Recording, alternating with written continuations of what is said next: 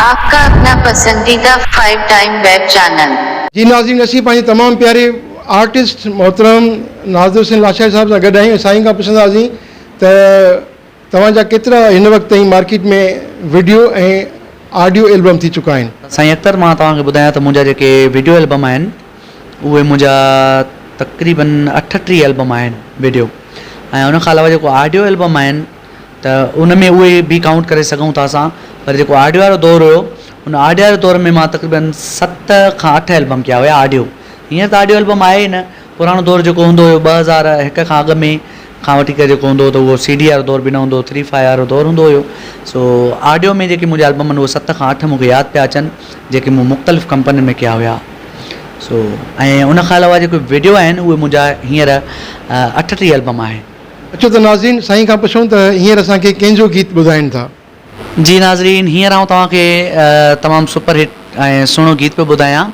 असांजो तमामु सुहिणो शाइरु आहे नूर मोहम्मद अबड़ो साहब, उनजी शाइरी आहे, तमामु सुठा बोल आहिनि ऐं मूंखे ॾाढा वणंदा आहिनि। सो दिलि चयो त आउं तव्हांजे साम्हूं पेश ख़िदमत कयां। हिॾकीअ मथां हिॾकी आई, काथे आहीं दिलबर जानी। हिॾकीअ मथां हिॾकी आई, काथे आहीं दिलबर जानी। ॾाढो संभालियो मूं तोखे, ॾाढो संभालियो मूं तोखे, काथे आहीं दिलबर जानी। हिॾकीअ मथां हिॾकी आई, काथे आहीं दिलबर जानी। हिॾकीअ मथां हिॾकी आई, काथे आहीं दिलबर जानी।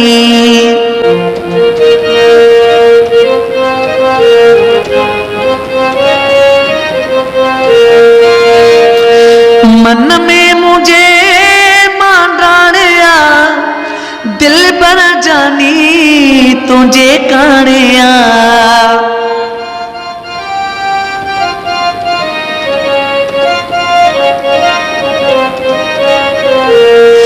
मन में मुझे मांडाणिया, दिलबर जानी तुझे काणिया।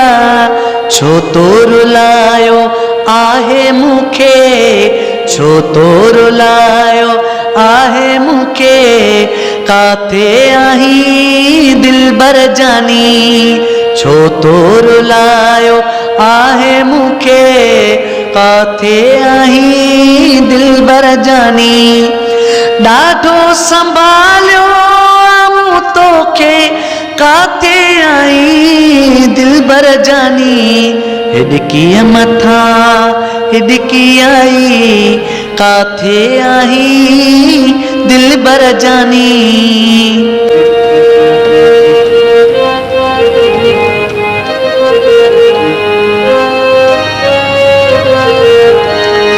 सिक मथां सोड़ो कयो, ॿियो जुदाईअ मूंखे पोड़ो कयो।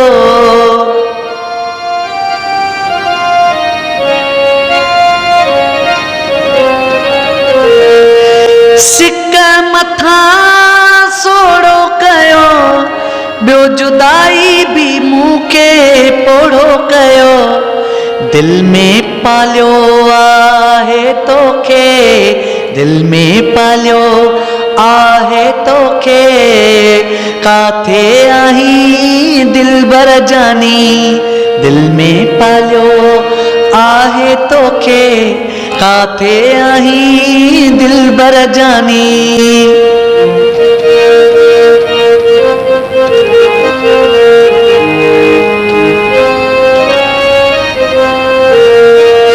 नूर मोहम्मद जो आही सनम, अबिड़ो चवे मां तो में बसियुम।